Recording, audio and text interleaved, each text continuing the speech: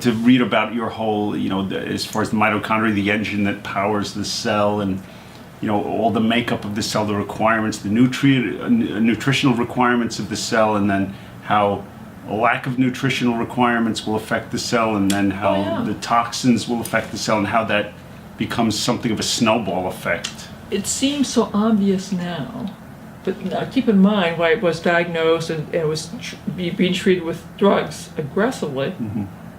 And you were with Copaxone. I was with Copaxone, then I was with mitoxantrone, which is a form of chemotherapy, and then I was with Tysabri, which was very, very exciting because that was the first biologic, and it was able to shift the rate of relapse from reduce it by 60%, which was a huge step forward. I was thrilled to be able to take that drug, but that was pulled from the market, and so after that was pulled, then I was placed on Cellcept, and that was the beginning of I got to figure this out, and probably true to like many mothers.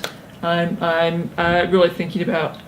I'm the main breadwinner for our family. Like, it's not clear how much longer I'm going to be able to keep working, mm-hmm. And so I'm working, and in the evening I'm reading a lot of basic science papers, and would gradually create first a supplement regimen, which maybe slowed things down, didn't make me any better.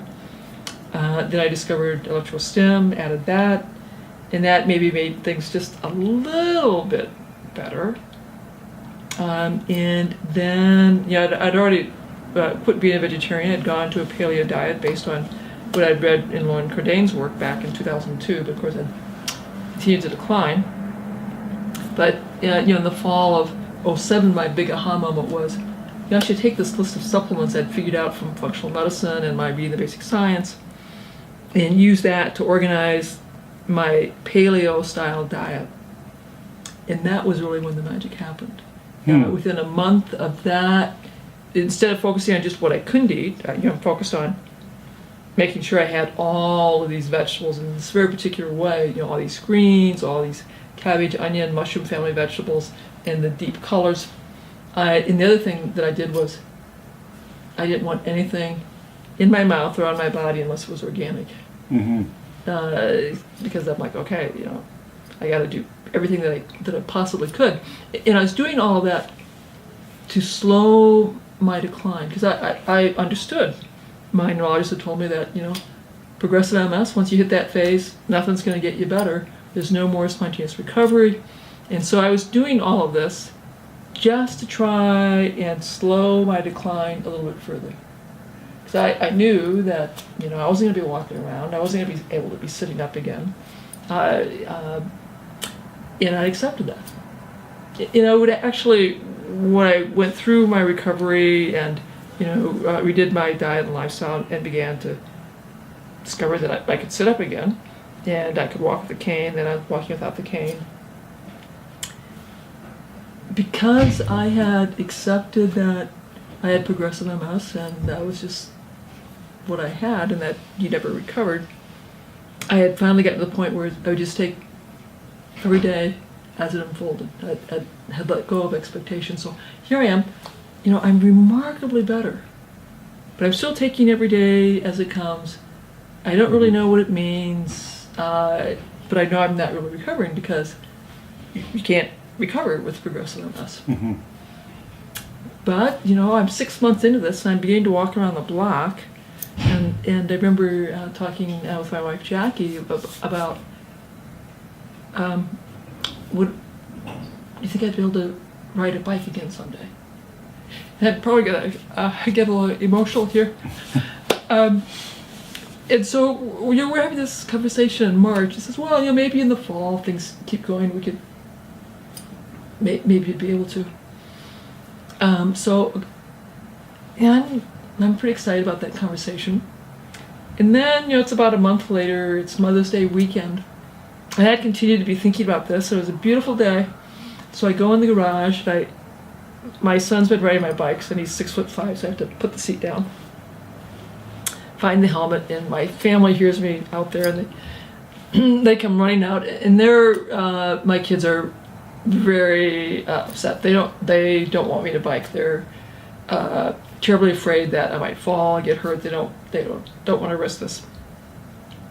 And we have a quick family meeting, and Jack decides that we can let me do this. She'll have my son run along me in the street. Seb's going to run on the sidewalk. She'll bike behind. And we have to get in our positions, wait for Jack to say, it's okay. And I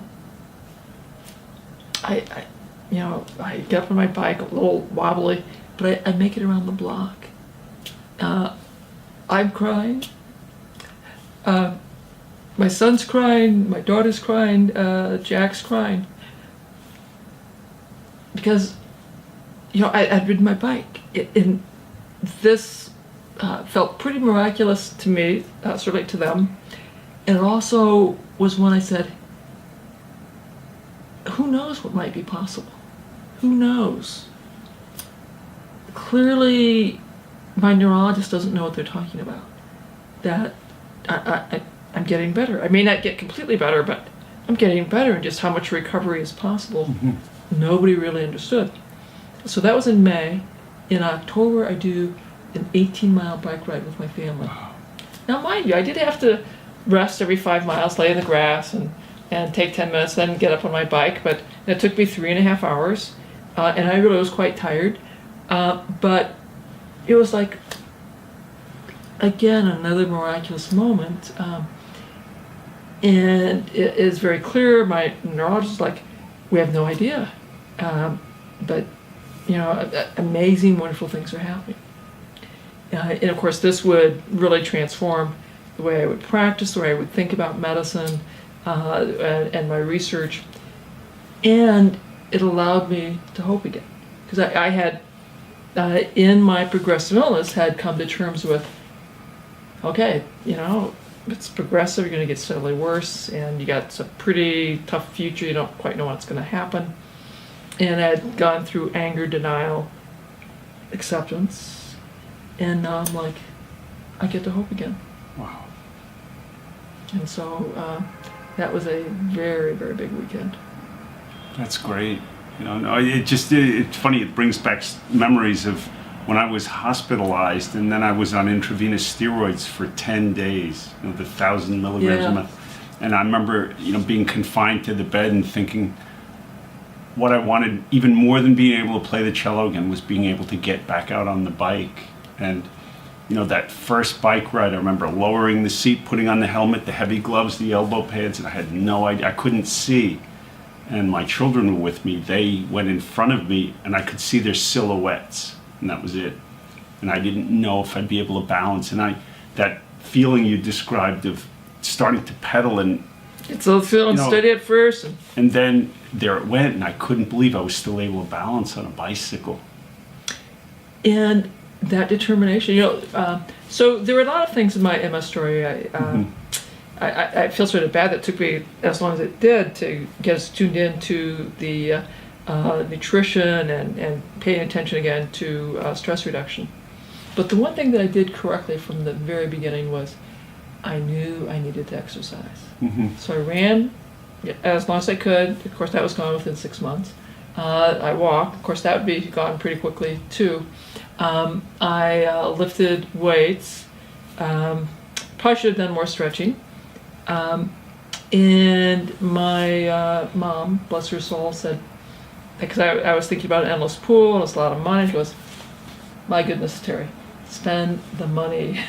This is really critical. You need to keep exercising as long as you can, make it as easy as you can. So we put in the little endless pool. My kids loved it. And I knew, and I told my friends that, yes, I'd been an athlete before. I'd been into taekwondo, cross-country skiing, long-distance running, mountain climbing. But in all of that time, it was a luxury, more of a privilege that, we could have some time to exercise, work out. But now that I had the MS, that just was preparing me for the fact that now this was life or death for me. I absolutely knew that every day I needed to strength train, and do whatever amount of aerobic training that I could do. Now over time, I kept having to dial it back so I'd still have enough energy that I could work. If I went a little bit too much, then I was flat on my back for 4 to 5 hours and I just couldn't function. Mm-hmm. So, over time, my workouts would dial back, and my physicians would keep telling me that I was working out too much. I should be dialing it back, and I'm like, well, no. Because I knew that I had to keep pushing myself as hard as I possibly could to maintain the level of function that I had. Even with that very close attention to working out, I still had enough disease activity that, within 4 years, I could not sit up in a regular chair like this anymore. I was in a tilt recline wheelchair or flat on my back. Mm-hmm.